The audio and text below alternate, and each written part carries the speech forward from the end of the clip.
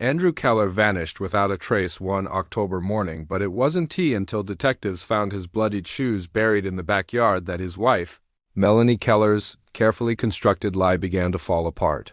Andrew Keller was the kind of man who kept to himself. He had worked as an accountant for over 15 years, always punctual, always precise. She said they'd argued the night before and that he had reached some kind of breaking point. According to her, he woke up early, packed a few things into a duffel bag, and walked out the front door without saying much. No note, no explanation. Just gone. His ID, credit cards, and wallet were all in a drawer by the sink. One elderly woman next door remembered hearing arguing coming from the house 2 nights before. That wasn't unusual, she said, but this time it had sounded worse. Another neighbor said she saw Andrew taking out the trash the night before he vanished. She remembered it clearly because it was around midnight, and the sound of the trash can rolling on the driveway had woken her up. One officer noticed that Melanie had already laundered Andrew's bedding and clothes. Police distributed flyers, checked hospitals and shelters, and followed up on tips from people who thought they saw Andrew in various parts of the state. When Andrew's sister, who lived in a different state, tried to reach out, Melanie didn't respond. That same sister then posted about her brother's disappearance on Facebook, hoping someone might have seen him. None of them panned out. They even brought in a cadaver dog to search the house and yard, but the dog didn't alert to anything at first.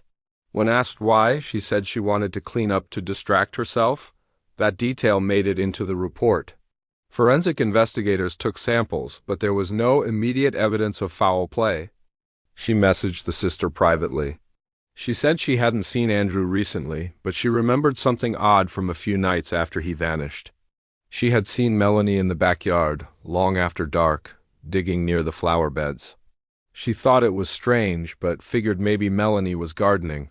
Still, the image stuck with her, Melanie in sweatpants and boots, holding a flashlight, her hands covered in dirt. He didn't seem upset or hurried. He looked like he always did, quiet, focused, ordinary. That was the last confirmed sighting of Andrew Keller. His cell phone sat powered off in the bedroom. For someone who had supposedly left voluntarily, he hadn't taken the basic things a person would need to survive. No sign of Andrew walking, no sign of any unusual vehicles. No cash had been withdrawn, no purchases made, no bills paid. His phone hadn't been used. His email showed no outgoing messages. It was as if his life had stopped the moment he walked back inside the house. The only video that showed anything useful was a doorbell camera from across the street. It captured Andrew taking the trash to the curb at 11:58 p.m. He walked back inside and the porch light went off. After that, nothing. There was no footage of him leaving the next morning, no video of him walking away with a bag, no evidence at all that he had ever stepped outside the house again. Melanie offered a possible explanation. Maybe he wanted to disappear completely. Maybe he didn't want to be found. Still, the officers noted the inconsistencies. She repeated the same details. He woke up early, got dressed, took his bag, and walked out. She said she was in bed at the time and didn't watch him leave. They asked if they could search the house. She agreed without hesitation. The search turned up nothing out of the ordinary. No blood, no signs of a struggle, no signs of cleaning products used recently. The house looked untouched. She told police he had taken his favorite jacket, a small stack of clothes, and his running shoes. She claimed he was the type to shut down during emotional moments, to walk away instead of fighting. She seemed calm when she gave her statement, too calm, some thought. She said she assumed he'd come back after a few days to cool off.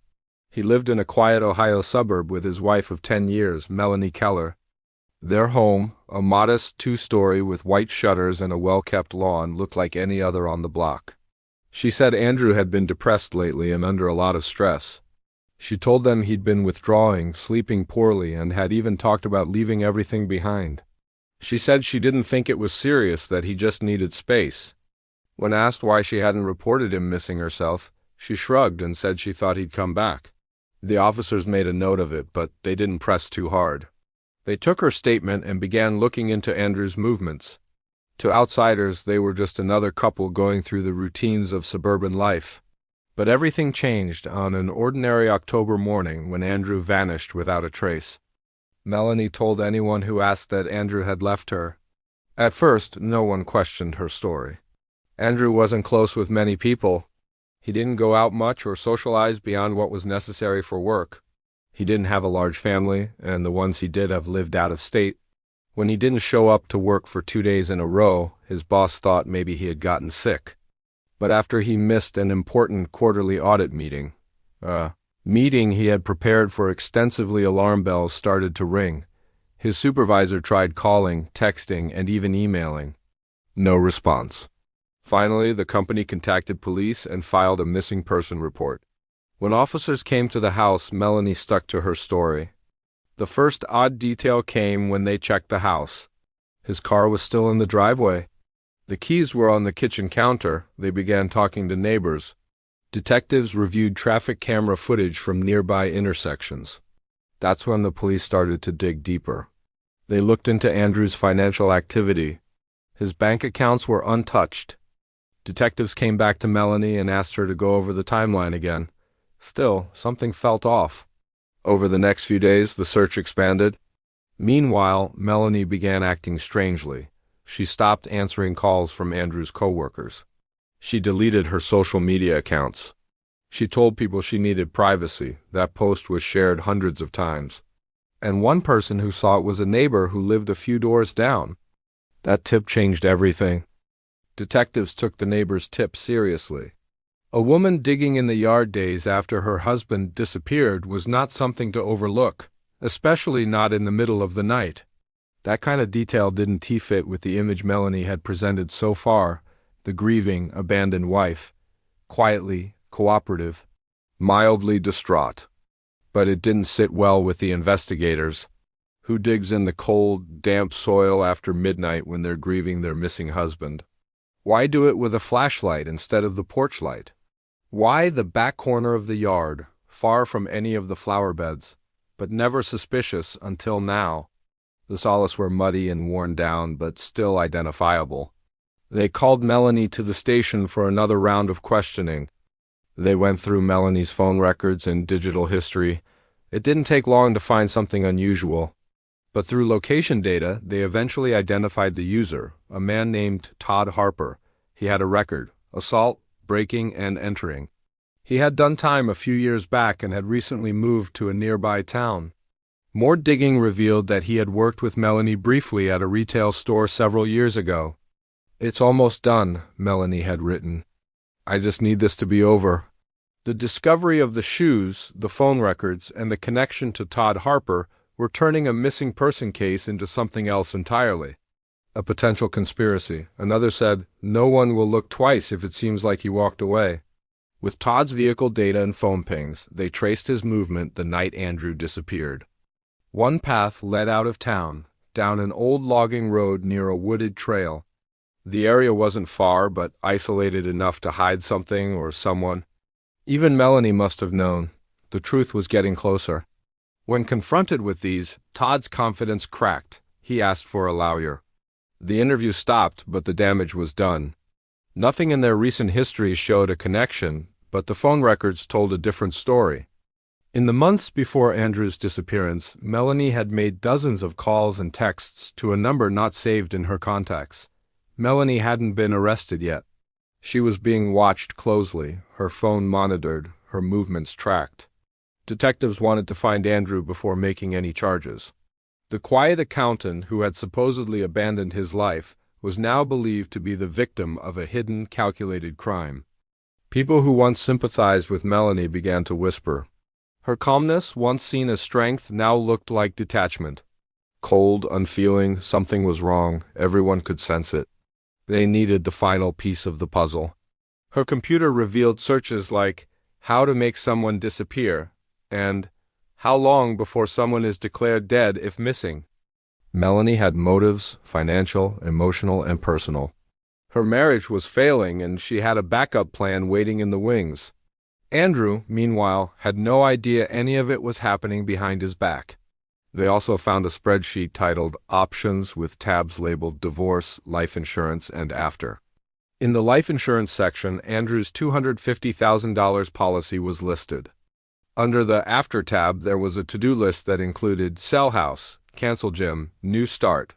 It was encrypted through a third-party messaging app, enough to raise flags. She was shown the shoes and asked to explain why they were buried in her backyard. Her face drained of color, but she recovered quickly.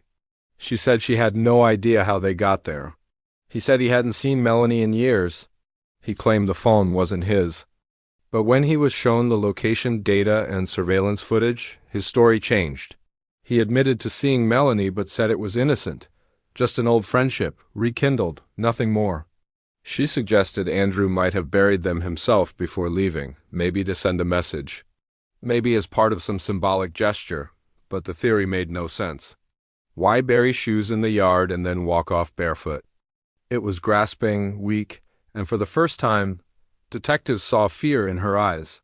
They matched the shoes Andrew was known to wear almost daily, the ones Melanie claimed he left the house in.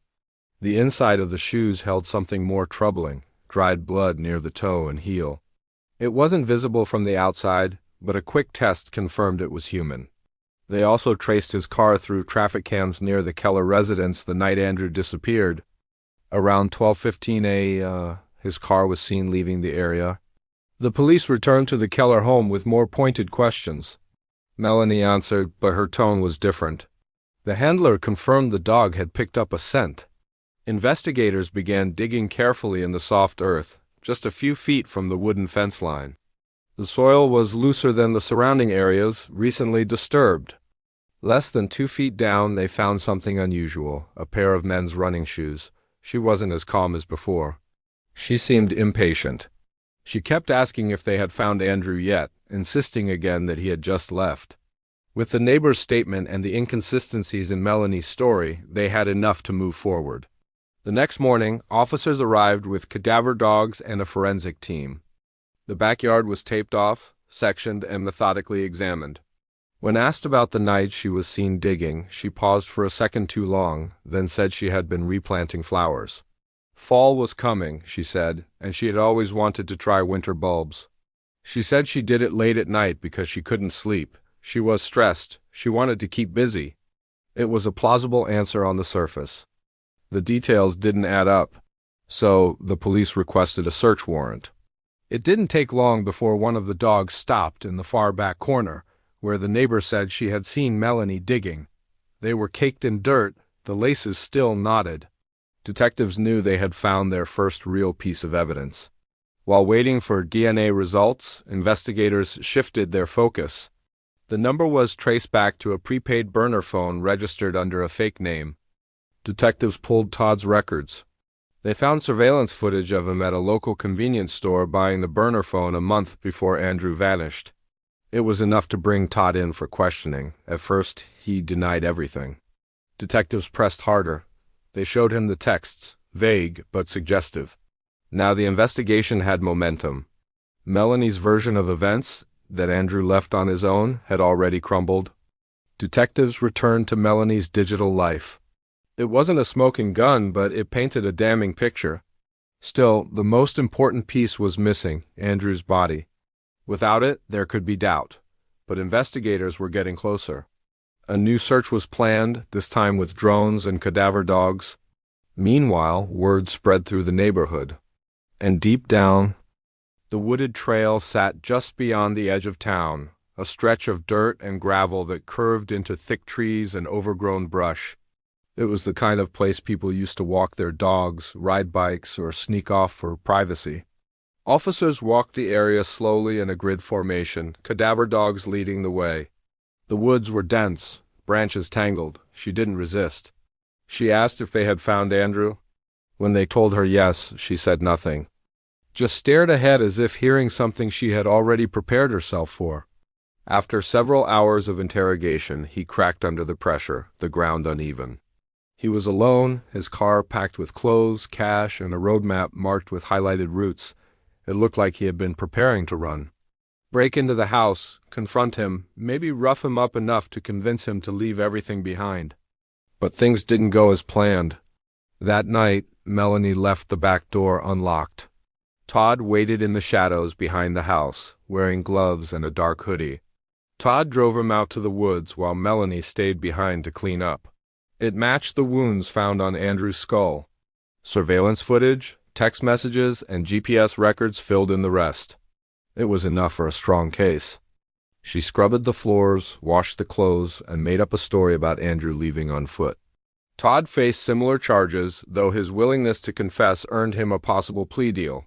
Reporters gathered outside the house. People who had once smiled at Melanie in passing now avoided eye contact. The image of the devoted wife, abandoned by her husband, had shattered completely. Behind that calm exterior was something darker, colder. He pleaded guilty to second-degree murder in exchange for testifying against Melanie. She buried his shoes in the backyard to make it look like he had walked out in a different pair, then realized it was too risky to mention the buried ones. Instead, she insisted he wore them out the door. A woman who didn't want freedom through divorce. She wanted it through disappearance. The defense tried to argue temporary insanity, emotional abuse, and fear, but it didn't hold. The jury deliberated for only a few hours before returning a verdict, guilty on all counts. She even made sure his duffel bag was placed near the closet, half open, to make it look like it had been used. The plan was sloppy, built on a series of lies and desperation. Around midnight, when she texted, "He's asleep," Todd slipped inside. He was brought in and held without bail. He was still downstairs getting a glass of water. When he heard the noise, he turned, startled. He and Todd struggled. Andrew was stronger than expected. He fought back. In the chaos, Melanie grabbed the fire poker from beside the fireplace and struck Andrew in the back of the head. He dropped to the ground, unconscious. But he wasn't dead. It took nearly 2 hours before one of the dogs signaled. Melanie had come to him months before, bitter, angry, fed up. She said she was stuck in a loveless marriage, that Andrew was cold and controlling, that he didn't love her anymore. She said divorce would ruin her financially and emotionally. What she needed, she said, was freedom, a clean break, a new life with no strings attached. At first, Todd said he didn't take her seriously. But she kept talking, kept planning. She told him that if Andrew just vanished, no one would question it. She could say he left her, that he was unstable, that he walked away. Near a patch of shallow earth beneath a collapsed tree, the dog barked and sat down. Officers marked the spot. The dirt looked disturbed, like it had been dug up and flattened again in a hurry. Investigators used small spades and gloved hands, brushing the soil aside layer by layer. But in recent years, a body, wrapped tightly and bound with duct tape, there were bruises on his arms and neck, suggesting he had tried to fight back. Time of death was estimated to be between midnight and 2 a.m. on the night he disappeared. The same window during which Melanie claimed he had simply walked away, curled in on itself like it had been crammed into a hole just big enough to fit it. The smell, even beneath the earth, was unmistakable. It had become mostly forgotten, too quiet, too far out, and often avoided after dark. That made it the perfect place for someone who didn't want to be found. Using cell tower pings from Todd Harper's burner phone, detectives narrowed down his location on the night Andrew disappeared to within a mile of the trail. Around 1:20 a.m., his phone had stopped moving, staying in the same location for nearly 40 minutes before returning to the highway. It was the middle of the night. There were no homes nearby. No stores, no reason for anyone to be there unless they had something to hide. A search team was sent in. Then they saw it, the corner of a dark plastic tarp. As they pulled more earth away, the shape beneath became clearer. The body was carefully removed and sent for autopsy. Clothing still clung to the remains: jeans, a navy flannel shirt, a wristwatch. In the pocket, they found a faded photo of Andrew's niece, something he kept with him since she was born. Dental records later confirmed it. It was Andrew Keller. The autopsy revealed blunt force trauma to the back of the head, consistent with being struck by a heavy object. His skull had 2 distinct fractures. Detectives didn't wait. With the body found and the cause of death confirmed, they moved quickly. Melanie was arrested at her home that evening. Todd Harper was picked up the same night at a motel 2 towns over. At first, Melanie said nothing during questioning. She asked for a lawyer and sat in silence, arms folded, expression unreadable. but Todd broke. He told them everything. According to Todd, the plan hadn't started as murder. The original idea was to scare Andrew, but Andrew wasn't asleep. Panicked, Todd struck him again, harder this time. Andrew stopped moving. They waited, checked for a pulse. There was none. What followed was a rushed, clumsy cover-up. They wrapped Andrew in the tarp Todd had brought. Police recovered the murder weapon, the fireplace poker, still in the garage, with faint traces of blood in the grooves. In the weeks that followed, Melanie was charged with first-degree murder, conspiracy to commit murder, and obstruction of justice. The neighborhood, once quiet and uneventful, became the center of media attention. At trial, prosecutors painted Melanie as manipulative and calculating. Melanie Keller was sentenced to life in prison without the possibility of parole. Todd Harper received 18 years. And Andrew Keller, a quiet man who never wanted anything more than a simple life, was finally laid to rest. The flowers in the backyard never bloomed that winter. In the aftermath of the trial, the story of Andrew Keller continued to haunt the quiet suburb where he once lived. Neighbors who had waved to him in passing now found themselves revisiting every small moment they could remember, every conversation, every nod, every sound they had ignored. What they once believed to be a private couple dealing with ordinary struggles had, in truth, been unraveling in silence until it ended in murder. What they found was strange. Weeks before Andrew's death, Melanie had started quietly moving money.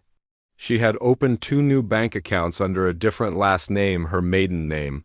Into those accounts, she had funneled small deposits from her joint account with Andrew, keeping each transaction just below the threshold that would trigger alerts. They found an encrypted email trail between Melanie and Todd that painted a chilling picture. There were dozens of these searches buried in her browser history, all pointing to the same goal. Not escape, reinvention. While there were no official reports filed, neighbors had occasionally called in noise complaints, often late at night. She had spoken to him more frequently than Melanie let on. In fact, Andrew had confided in her that he was worried about his marriage. He felt like he was being watched constantly, like Melanie had grown distant but strangely inquisitive. She had started asking questions about his work life, his schedule, and the passwords to their shared accounts. A new report was drafted outlining how Melanie's plan had started long before the fatal night, with a clear motive rooted in money, resentment, and the desire for a clean slate. In the interview, he revealed more about his dynamic with Melanie. She had manipulated him from the start, he claimed. It was a deliberate, methodical operation. She had exploited Todd, arranged the timing, crafted a cover story, and began shaping her new life long before she struck Andrew with the fire poker. She hadn't just wanted to be free, she wanted to erase her past entirely. She would cry, tell him stories about Andrew's supposed abuse, and make him feel like he was her only way out. Melanie had played her part so well, even the people closest to her never suspected what she was capable of. And Andrew, who had begun to sense something was wrong, had run out of time before he could act. Todd had fallen for her, he admitted, completely, and he had believed everything she said. He told Carla he didn't feel safe, though he couldn't explain why. He had even considered staying with her for a few weeks just to clear his head, but he never got the chance. Melanie had asked him once months before Andrew disappeared if he had ever hurt someone before. Not in a bar fight, but really hurt someone, permanently. She wanted to know what it felt like. He had laughed it off then, thinking it was just dark humor. Not just of the lie Melanie had told, but of how carefully she had constructed the illusion. She had buried the shoes as a detail, a small cover to support her version of events. But that small detail unraveled everything. It led to the truth, it led to justice. And it revealed just how far someone would go when they believe their life is worth more without you in it. But looking back, he realized it wasn't a joke. It was a test. Dispatch logs showed that police had visited the house 3 times in the last year. Each time they left after a brief chat with Melanie, who said it was just a minor disagreement. Andrew had never spoken to the officers himself. He remained inside, unseen. In these messages, they talked about Andrew not as a person, but as an obstacle. Phrases like, "Once the road is clear," and "Our new beginning starts soon," left little room for doubt. Melanie had been preparing for Andrew's absence long before she ever claimed he walked out on her. In it, he sounded nervous. He said he was rethinking some things. They found a hidden folder recently deleted but recoverable. In it were screenshots of a private chat between Melanie and someone labeled only as T. The tone of the messages was flirtatious, romantic, and at times dark. One in particular stood out. Melanie had written, "He won't even see it coming. He still trusts me. It's like I'm living with a ghost already." That message had been sent just 1 week before Andrew was killed. And that he had found something strange on their home computer. He didn't say what it was. The message ended with, "I think something's going on. I just need to figure out what." But as the headlines faded and Melanie began her life behind bars, investigators began to uncover deeper layers of the case that had not come to light during the trial. It started with a financial audit. After Melanie's arrest, the state seized her accounts and began a thorough review of her finances as part of the prosecution. That alone might have been suspicious, but not criminal. However, detectives also discovered she had filed paperwork to access Andrew's life insurance policy just days after reporting him missing. She claimed it was to prepare for the worst, though she didn't tell Andrew's family or friends about it. The policy, worth $250,000, would only pay out if Andrew were declared legally dead, which normally takes years without a body. Unless, of course, a body has found something Melanie likely hadn't expected when she buried him. She had also listed Todd Harper as an emergency contact on an application for a rental property 2 towns over. That application was dated 2 weeks before Andrew went missing. She had planned to move to start a new life elsewhere without Andrew. Investigators began combing through phone and email records more thoroughly, trying to piece together the full extent of her planning. Further digital forensics uncovered that Melanie had searched for out-of-state identity change services, looking up phrases like, "how to disappear after a death," and starting over in a new state without a past. At the same time, police revisited old domestic calls that had been made to the Keller residence. Andrew's sister, Carla, provided more insight into the last few months of his life. What stood out most from Carla's interviews was a voicemail Andrew had left her 2 days before his death. Detectives recovered the Keller home computer and searched the hard drive again. With these findings, the prosecution requested to reopen the investigation to determine if there were additional charges to be filed, including fraud, premeditated conspiracy, and financial exploitation. Meanwhile, Todd Harper, now serving his sentence in a medium security prison, gave an exclusive interview to authorities in hopes of a sentence reduction. But what disturbed investigators was what he said next. The more they looked, the clearer it became Melanie's crime wasn't a spur-of-the-moment act of rage. What haunted investigators most was how ordinary everything had seemed from the outside: the neat lawn, the holiday decorations, the quiet dinners. In the end, the backyard where Andrew's shoes were buried became a symbol. The trial was over, the guilty verdict secured, and Melanie Keller was sentenced to life in prison. But the shockwaves of what she had done rippled far beyond the courtroom. In the weeks that followed, the quiet Ohio suburb where the murder took place struggled to move on. People still walked past the Keller house and paused. The odd phone calls, the hesitations in his voice. People pored over them. The spreadsheet in particular went viral. In it, she had listed 3 options: divorce, disappearance, and rebuild. Under each, she had written notes and consequences. For divorce, she wrote, financial loss. Refused to talk to reporters or even speak much to her attorney after sentencing. His testimony was pivotal in reconstructing the night of the murder. Another acquaintance recalled that Melanie had once joked about erasing her life and starting fresh. These comments, brushed off at the time, now took on a much darker meaning. No one thought she was serious. The idea that someone could live an ordinary life, keep their head down, do everything right, and still end up dead at the hands of someone they trusted was terrifyingly relatable. Andrew's quietness became a symbol, not of weakness, but of the thousands of people who suffer in silence because they can't quite explain what's wrong. No one could have imagined she was planning something real. One YouTube documentary titled "His Wife Claimed He Left Her Until Police Found His Shoes Buried in the Yard" garnered millions of views. His life was stolen by someone he loved, but his memory now stands as a warning and a legacy. Proof that even the most well-constructed lie can fall apart with the smallest piece of evidence.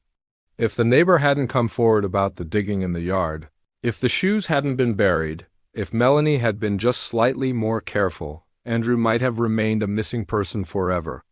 The case would have gone cold. The story would have ended with a shrug and an assumption. Viewers were shocked by the simple clues, the slow unraveling, and the terrifying truth hiding beneath a normal life. Comment sections filled with people saying they'd once missed signs in their own relationships, or that they now saw subtle red flags more clearly. His description of the attack, of how Melanie struck Andrew first, how he delivered the final blow, and how they both worked to cover it up was damning. The organization provided resources for people in emotionally dangerous relationships, especially those who struggled to recognize warning signs. The truth came out bit by bit, piece by piece, because of a pair of shoes, because of a neighbor who paid attention, because of a sister who wouldn't stop asking questions, and because investigators trusted their instincts when something didn't feel right. It also trained people to spot subtle behaviors that might indicate psychological control or isolation. Carla said that Andrew had been a victim long before the murder cut off, quietly watched, slowly erased. He showed no emotion during the trial, and while he expressed remorse during his sentencing, it was unclear if he truly felt it or was simply playing a role again, just as he had for Melanie. She declined appeals and gave no apology during her final statement in court. The only words she spoke to the judge were, "I have nothing to say." Her silence, once perceived as composed, now felt sinister, empty, reputation hit, long battle. Under disappearance, she wrote, control narrative, insurance, new life. The moment he said he didn't feel safe but couldn't say why, she said she wished she had pushed harder, asked more questions, visited more often. Her voice cracked when she said he died trying to understand what was happening around him, not knowing that the person he feared most was sleeping in the same bed. Some stared. National media picked up the story. Headlines circulated online. Wife kills husband, blames disappearance, murder hidden in suburbia. Buried truth, the shoes that solved the case, crime podcasts dissected every detail. News programs replayed doorbell footage of Andrew's final moments, showing him dragging the trash can to the curb, calm and unaware of what was waiting inside his home. For many, the image was chilling not because of what it showed, but because of what it didn't. Others crossed the street to avoid it altogether. What once was a normal home, just like any other, had become a place people associated with something unthinkable. The house itself sat empty. Yellow police tape had long been taken down. His sister Carla arranged the service. It was small but deeply emotional. A few former co-workers attended, some neighbors and several distant relatives.